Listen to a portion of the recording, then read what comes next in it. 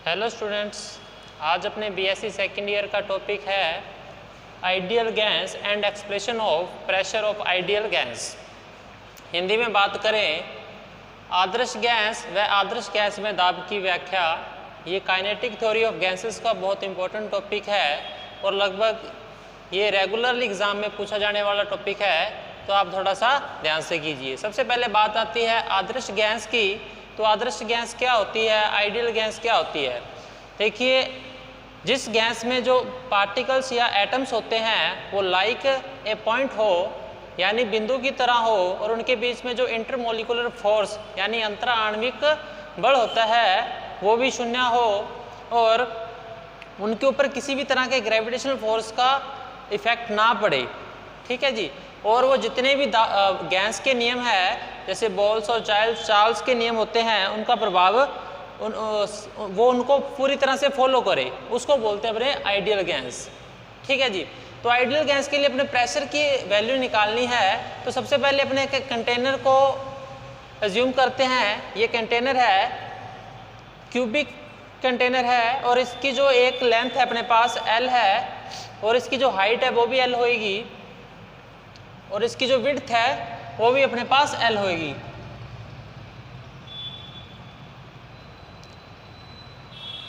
तो यहाँ से अपने इसका वॉल्यूम निकाल सकते हैं। तो वॉल्यूम होगा L इंटू, तो अपने पास L क्यूब आएगा, वॉल्यूम इसका L क्यूब आएगा। इस कंटेनर में जो आइडियल गैस भरी है उसमें प्रत्येक पार्टिकल का मास जो है m है। Each particle mass is m and is moved to randomly in the container. So now अगर इसमें n पार्टिकल को मैं एज्यूम करता हूँ कि इसके अंदर जो गैसेस है उसके जो n पार्टिकल्स है, और प्रत्येक पार्टिकल का द्रव्यमान जो है वो स्मॉल m है, तो जो टोटल द्रव्यमान अपने पास आ जाएगा कैपिटल M, वो अपने पास m is equal to nm आ जाएगा। तो इसके बारे में कुछ बेसिक जानकारी थी।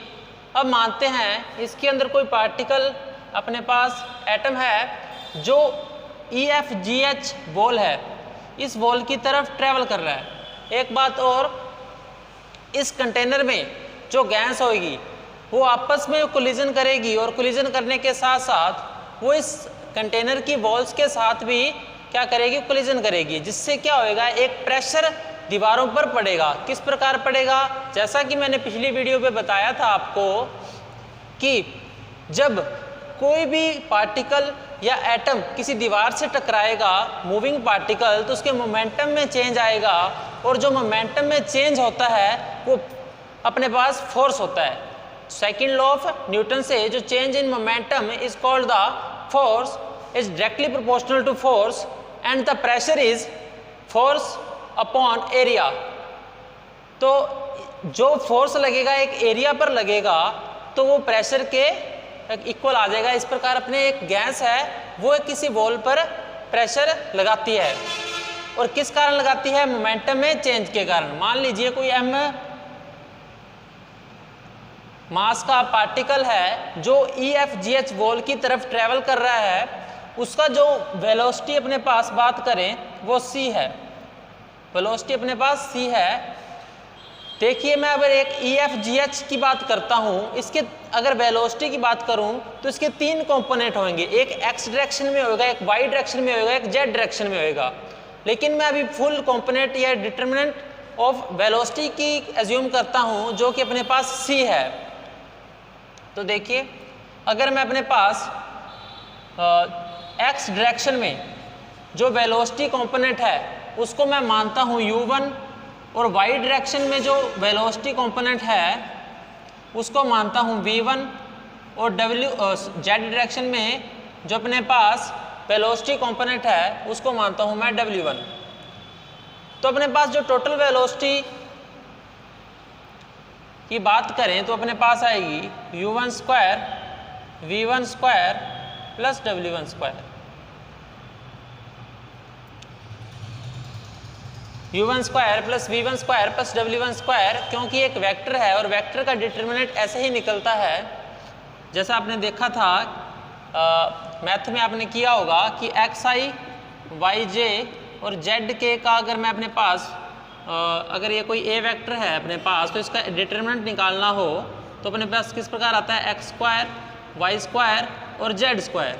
उसी प्रकार से इसका C square equal to U one square V one square और डब्ल्यू वन स्क्वायर है। अगर मैं मास की बात करूं एक पार्टिकल की उसका मैं m1 मानता हूं, ठीक है। अब देखिए m1 मास का पार्टिकल जिसकी x डायरेक्शन में जो वेलोसिटी u1 है तो इसका जो मोमेंटम होएगा वो क्या होता है p इक्वल टू mv होता है, अपने को पता है momentum equal p equal to mv। तो यहाँ पे इसका जो मोमेंटम आएगा अपने पास अगर मैं p1 की बात करूँ p इनिशियल की बात करता हूँ यानी शुरुआत में तो m1 u1। अब जैसे ही ये दीवार से टकराएगा तो इसका मोमेंटम चेंज होएगा। अगर ये u1 वेलोसिटी से जा रहा है इससे टकराने के बाद इसकी जो वेलोसिटी हो जाएगी u1 माइनस में हो जाएगी, यानी इसका मैं ये भी बोल सकता हूँ कि इसका मोमेंटम है वो माइनस में हो जाएगा। अगर पी आई ये था अपने पास तो पी फाइनल की बात करूँ मैं m1 u1 और माइनस में आ जाएगा। अगर मैं नेट मोमेंटम की बात करूं अगर चेंज इन मोमेंटम की बात करूं पी एक्स डायरेक्शन में तो वो अपने पास होएगा minus m1 u1 minus m1 u1। तो टोटल चेंज इन मोमेंटम अपने पास 2m1 u1 आ जाएगा। ये अपने पास x डायरेक्शन में है, ये मोमेंटम में चेंज आया है। अगर मैं बात करूं मोमेंटम कितना ट्रांसफ़र हुआ है, ये तो इस पार्टिकल का मोमेंटम है जो कि m1 u1 मोमेंटम से गया था वापस आया माइनस m1 u1 से, लेकिन अपना जो मोमेंटम में चेंज आया ये चेंज दीवार पे प्रेशर के रूप में गया। आपको पता है प्रेशर लगेगा उस दीवार पर, तो ये प्रेशर पे जो ट्रांसफ़र इन मोमेंटम है अपने को वो देखना है। तो transfer of momentum del p की बात करूं ये अपने पास उस पार्टिकल m पार्टिकल का चेंजिंग मोमेंटम है, चेंजिंग मोमेंटम।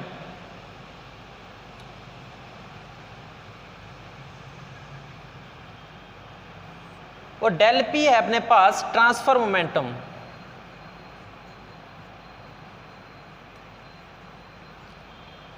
ये अपने पास होएगा माइनस डेल पी एक्स के। माइनस क्यों? क्योंकि ये दीवार के विपरीत डायरेक्शन में अपने पास उसके अपोजिट डायरेक्शन में फोर्स वर्क करता है। अगर बात करूं मोमेंटम इस तरफ है और जो ट्रांसफर होएगा वो नेगेटिव में होएगा अपने पास, पहले भी नेगेटिव था। अगर वैल्यू इसकी रखूं तो डेल पी की अपने पास वैल्यू आएगी minus 2m1 u1 2m1 u1। ये अपने पास डेल पी आएगा, ये अपने पास डेल पी आएगा। अब देखें इस जो पार्टिकल था इस दीवार से टकराकर वापस इस डायरेक्शन में जाएगा, फिर ए बी सी डी दीवार से टकराएगा, फिर ए बी सी डी दीवार से टकराकर फिर इस डायरेक्शन की ओर जाएगा।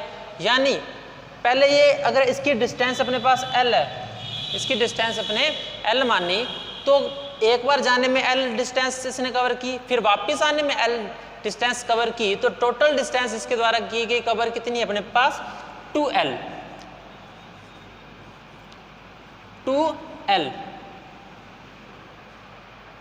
लेकिन इसके द्वारा जो वेलोसिटी है पहले भी v1 थी u1 थी और पहले भी एक्स डायरेक्शन में u1 कंपोनेंट था और आते हुए भी u1 कंपोनेंट है, तो इसके जो वेलोसिटी u1 होगी। अगर मैं इसके टाइम की बात करूं चेंज इन टाइम अपने पास यही आएगा 2L/u1। समय की बात करें तो अपने पास दूरी अपॉन चाल होता है, वही फॉर्मूला लगा के मैंने इसके टाइम को निकाल लिया। ठीक है, अपने पास मोमेंटम भी आ गया और अपने पास टाइम भी आ गया।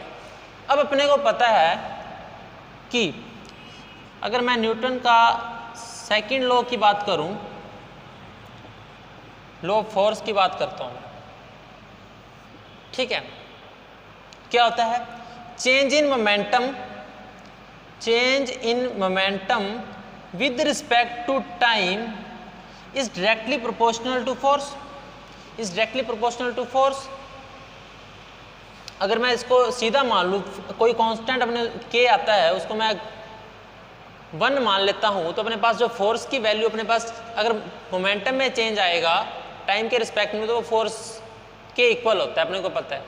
नेक्स्ट, डेल पी की वैल्यू अपने पास है 2m1u1, 2m1u1।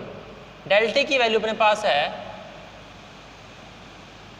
2l/u1, 2l/u1। तो यहाँ से मैं अगर फोर्स की वैल्यू निकालूं तो अपने पास आती है m1u1² L।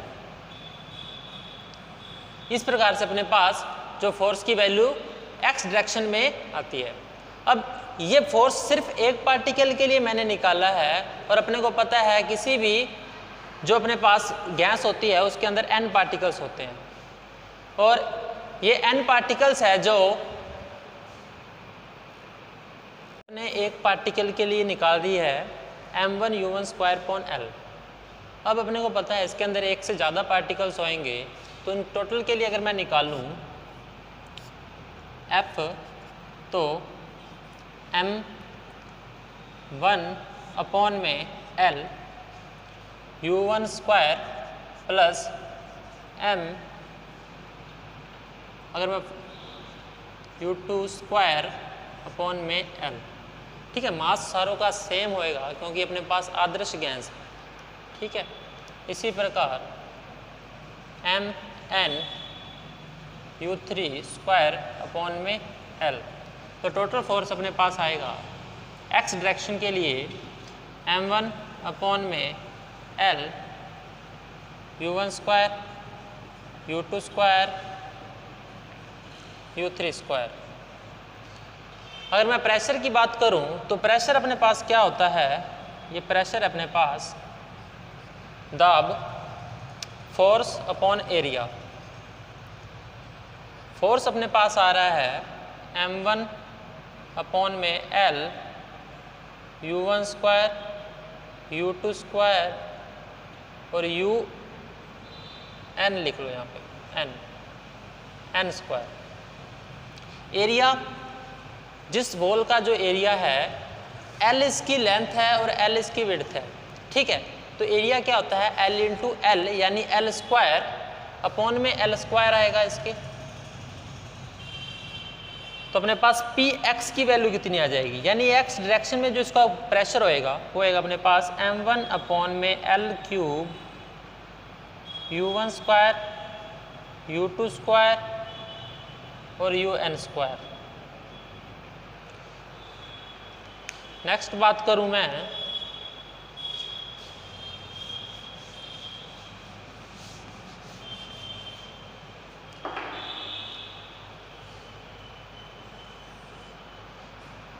Px की बात करता हूं, तो देखिए Px m1L³ summation i/1 × n u²i। ये अपने पास Px की वैल्यू आ गई। अब Py की वैल्यू सिमिलरली आएगी अपने पास, यानी वाई डायरेक्शन पर जो प्रेशर लगेगा उसके लिए, तो m1/L3 समेशन, यहाँ पे v कंपोनेंट आएगा vi, i = 1 n। pz के लिए बात करूं, m1L3 summation i = 1 n wi। तीन कंपोनेंट Px, Py और Pz के लिए अपने पास प्रेशर की वैल्यू आ चुकी है। अब अपने क्या करेंगे, जो इसका जो मीन यानी एवरेज प्रेशर कितना होएगा, एवरेज प्रेशर अपने पास होएगा Px Py + Pz/3। तो अपने पास आएगा यहाँ से, अगर मैं सारों को ऐड करता हूँ तो अपने पास आएगा 3 L cube M1 summation I equal to 1 n। I equal to 1 क्यों आएगा? क्योंकि ये 1 से स्टार्ट होती है वैल्यू, M1 है। अगर ये 0 से स्टार्ट होती तब यहाँ पर 0 आता, और 0 से n तक जाता है, इसलिए अपने पास I इक्वल टू 1 आएगा। नेक्स्ट सारों को ऐड करता हूँ, UI square plus VI square plus W square. इस प्रकार से अपने पास जो वैल्यू आ रही है अपने पास ये आ रही है। अगर 3 की बात करूं, इसको 3 अपॉन में ले जाऊं इसके सारे के, तो अपने पास 3 अपने पास ये आएगा। ठीक है, ये नहीं तो अपने ये भी कर सकते हैं।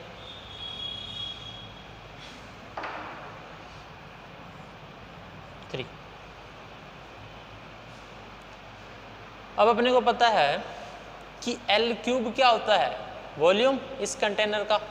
तो जो वॉल्यूम आएगा अपने पास M1 अपॉन में V आएगा, M1 अपॉन में V आएगा। ठीक है, ये अपने पास क्या होती है, mean square value. Mean square value इसको मैं साइड में लिख देता हूँ। अगर मैं यहाँ पे लिखूँ कि यहाँ पे देखिए मीन स्क्वायर वैल्यू, इसको बोलते हैं अपने वर्ग, वेग वर्ग, वेलोसिटी लिखो यहाँ पे क्योंकि वेलोसिटी के लिए टर्म आ रही है, वेग वर्ग माध्य सी स्क्वायर बार। इस चीज़ को लिखते हैं क्योंकि ये वर्ग भी हो रहा है उनका और इनका अपना माध्य भी निकाल रहे हैं, तो इसलिए इसका अगर इसका रूट आता तो रूट मीन स्क्वायर वैल्यू हो जाती। अब यहाँ पे अपने पास इसकी वैल्यू ये आएगी। तो यहाँ पे अगर मैं बात करूँ तो अपने पास आएगा सी, अगर मैं कुछ भी मानूँ सी स्क्वायर मान रहा हूँ, अगर 1 ना मान ये आ जाएगा अपने पास। ठीक है, इसकी वैल्यू अपने पास ये आएगी क्योंकि अपने पास यू स्क्वायर वी स्क्वायर और डब्ल्यू स्क्वायर अपने माना था।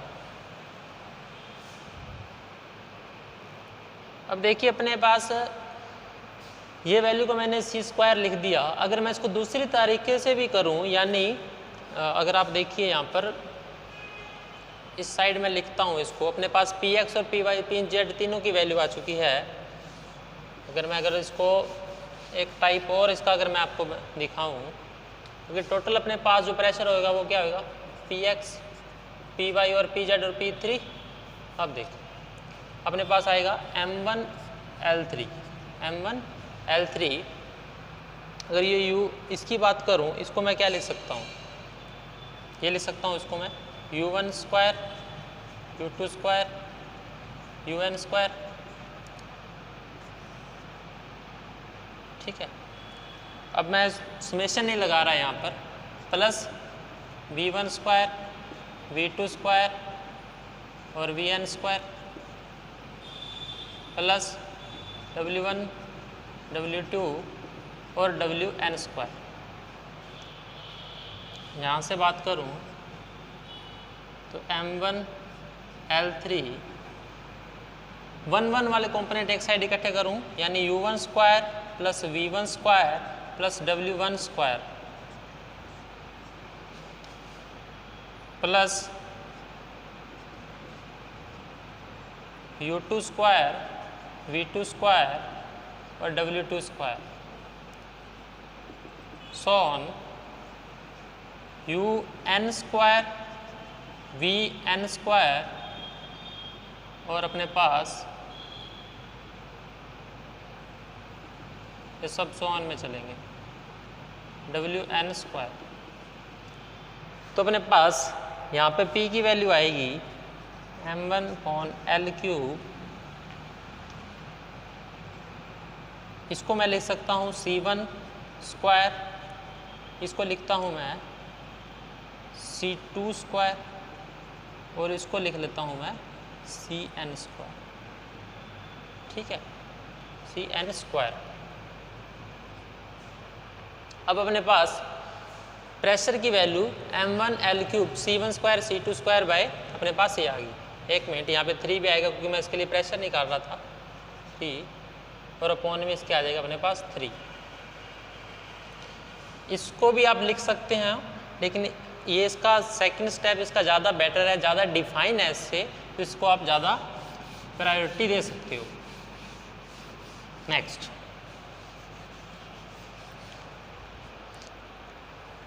पहले की तरह m1L इसको मैं लिखूंगा वॉल्यूम और इसको लिखूंगा मैं CN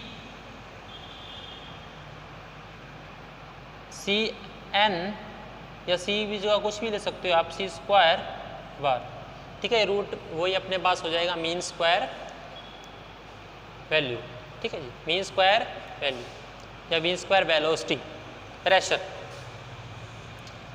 अपने पास ये प्रेशर आ गया टोटल। अब देखो इसके अपॉन में अगर मैं n लेके जाता हूँ और यहाँ पे भी मैं n लेके जाता हूँ, इसके अपॉन में सॉरी यहाँ पे 3 नहीं आएगा। क्यों नहीं आएगा? क्योंकि ये 3 कंपोनेंट के लिए माध्य आ जाएगा, 3 कंपोनेंट के लिए एवरेज आ जाएगा, लेकिन n के लिए अपने को n से करना पड़ेगा ना इसको। तो 3 अपने पास वैसे का वैसा रहेगा और इसको छोड़ के मैं इसका बनेगा CN², ठीक है, CN² और अपने पास इसका वॉल्यूम बन जाएगा। इसको क्या ले सकते हैं अपने Pmn या Nm को अपने लिख सकते हैं कैपिटल M यानी टोटल मास अपॉन में V3 और CN² जो इसकी वैल्यू अपने पास बार। मास अपॉन जो अपने पास वॉल्यूम है वो अपने पास डेंसिटी होती है, उसको मैं लिखता हूँ रो से, रो जो यहाँ पे डेंसिटी है, ठीक है, ये फॉर्मूला आएगा। अब जो इसकी काइनेटिक एनर्जी होएगी पूरी गैस की, वो उसकी टोटल एनर्जी होएगी। क्यों होएगी? क्योंकि जो ये पार्टिकल्स है ये रेगुलरली रैंडमली मोशन करते रहते हैं, ये कहीं पर भी स्टॉप नहीं होते और इसकी जो पोटेंशियल एनर्जी वो क्या होएगी? 0। तो इसकी जो टोटल एनर्जी होएगी वो काइनेटिक एनर्जी होगी। अब देखना, काइनेटिक एनर्जी के लिए मैं फॉर्मूले की बात करूं, total energy E half mv² होता है, mv²। लेकिन अगर ये मास अपने पास इतना है m/v, अगर वॉल्यूम अपने पास 1 हो तो अपने पास जो मास होएगा वो m होएगा। यानी ये अपने पास क्या लिखा था, देखिए साइड में रो इक्वल लिखा था अपने पास m/v। अगर अपने पास यूनिट वॉल्यूम हो यानी एकांक आयतन हो तब अपने पास जो मास होएगा वो अपने पास उसकी डेंसिटी के इक्वल होएगा। तब अपने जो ये मास है इसको, इसके लिए जो एनर्जी अपने पास ये लिख सकते हैं, ठीक है। और ये वेलोसिटी अपने पास वही वेलोसिटी आएगी जो अपने पास इसकी वो निकाली थी अपने मीन स्क्वायर वेलोसिटी। तो इसको मैं यहाँ पे लिख सकता हूँ CN²। यहाँ से इसकी वैल्यू आ जाएगी 2E बार रो CN², ठीक है। अब इसकी वैल्यू मैं इस इक्वेशन में पुट करता हूँ तो अपने पास जो प्रेशर आएगा वो अपने पास आ जाएगा 2/3 E, ठीक है। इस प्रकार अपना ये प्रेशर, इसका जो आदर्श गैस के लिए दाब की व्याख्या इस प्रकार कर सकते हैं। और ये इसका ये फुल टॉपिक एग्ज़ाम में कई पार्ट्स में आता है, कई बार पूछ लेता है कि उसकी प्रेशर वैल्यू बताइए mn और वॉल्यूम के टर्म्स में। कई बार वो टर्म्स में बोलता है कि डेंसिटी के टर्म में उसकी प्रेशर की वैल्यू बताइए, तब अपने पास ये लिखेंगे। अगर एनर्जी के टर्म में उसकी प्रेशर की वैल्यू पूछता है तो अपने पास ये आता है। ये अपने पास एक फॉर्मूला या लास्ट आंसर देके भी पूछता है कि इसको ड्राइव कीजिए, तब भी ये ड्राइव करना पड़ता है, ठीक है। आज की क्लास के लिए इतना काफ़ी है, नेक्स्ट अपने नेक्स्ट क्लास में करेंगे।